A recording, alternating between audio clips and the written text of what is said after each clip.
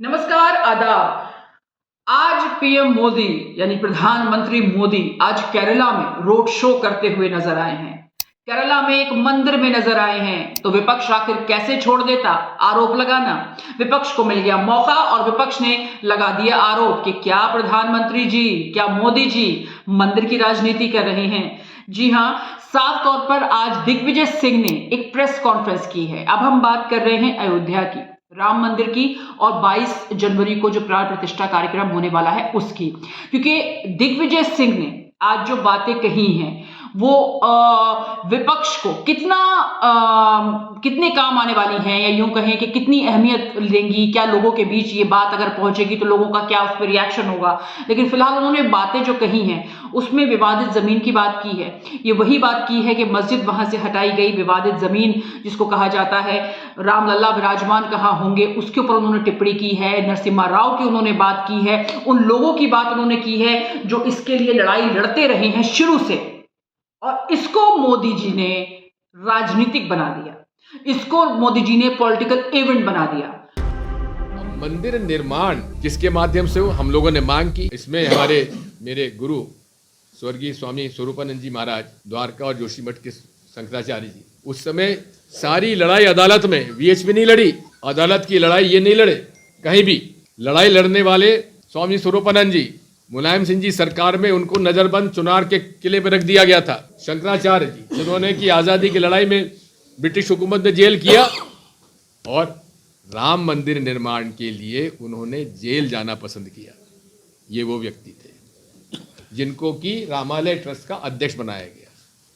उसके बाद मंदिर निर्माण की जब बात आई तो सभी लोगों ने मांग की कि साहब रामालय ट्रस्ट पहले से बना हुआ है, शंकराचार्य जी उसके सदस्य हैं, लेकिन मोदी जी ने उसको नहीं माना और उसमें राजनीतिक लोग, धार्मिक लोग नहीं, राजनीतिक लोगों का उसमें समावेश किया। अब एक महाशय चंपत राय, ये चंपत राय कौन से धर्मगुरु हैं भाई? ये कौन से पुजारी हैं? कौन से धर्म के शास्त्रों के ज्ञाता हैं? वो सर्वे सर्वा हो गए। निर्मोही अखाड़े को अलग कर दिया गया। निर्मोही अखाड़ा तो आज पहले से ही मांग कर रहा है कि भाई 1400 करोड़ तुमने चंदा उगाया था, उसका हिसाब दो हमें। हिसाब मांगने की वजह से उनको अलग कर दिया गया और दूसरे लोगों को बिठा दिया गया। अब जब निर्माण हुआ तो ठीक है भाई, चलो निर्माण करो। तो निर्माण भी कहाँ हुआ?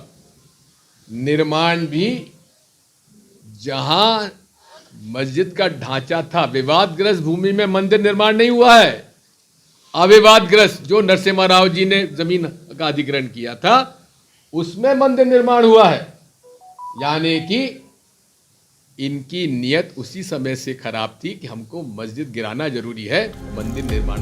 और इसी बात को लगातार राहुल गांधी अपनी न्याय यात्रा के दौरान, चाहे वो मणिपुर में थे, फिर उसके बाद अब वो नागालैंड में पहुंच चुके हैं, नागालैंड में भी उन्होंने वही बातें दोहराई कि एक राजनीतिक कार्यक्रम है, इस पर किस तरीके से एक राजनीतिक लोग कब्जा कर सकते हैं।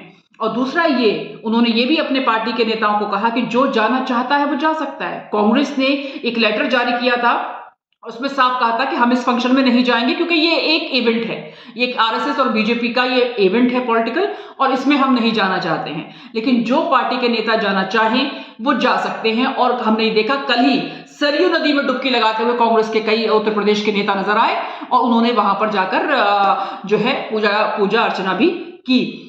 फिलहाल ये प्राण प्रतिष्ठा किस ओर ये कार्यक्रम जा रहा है और किस तरह से इस पर राजनीति हो रही है, तो बात सिर्फ वही आती है, क्या धर्म की राजनीति लोगों के बीच वोट पाने में कामयाब होंगे वो तमाम नेता, या फिर मोहब्बत की दुकान, जो लगातार राहुल गांधी कहते हैं कि नफरत खत्म करनी चाहिए, मोहब्बत की दुकान से वो कितने वोट हासिल करेंगे, ये देखना होगा, बहुत अहम होगा, क्योंकि ये टाइम बहुत अहम होता जा रहा है इस लिहाज से कि उधर न्याय यात्रा राहुल गांधी की चल रही है, उत्तर प्रदेश में वो आने वाले हैं और कई दिन उत्तर प्रदेश में रुकेंगे, क्योंकि सबको पता है किसी ना किसी राजनीतिक पार्टी के लिए, जो भी राष्ट्रीय पार्टियां हैं खासकर बीजेपी और कांग्रेस, कि उत्तर प्रदेश कितना अहम हो जाता है। 80 लोकसभा सीटें हैं वहां पर, और 80 लोकसभा सीटों पर कौन सा अंगणित कांग्रेस वहां पर बैठाएगी, फिलहाल ये तो देखने वाली बात होगी। लेकिन मोदी जी केरला में मोदी जी एक बार फिर से मंदिर में वहां पर गए और विपक्ष को मिला मौका और विपक्ष ने कर दी टिप्पणी।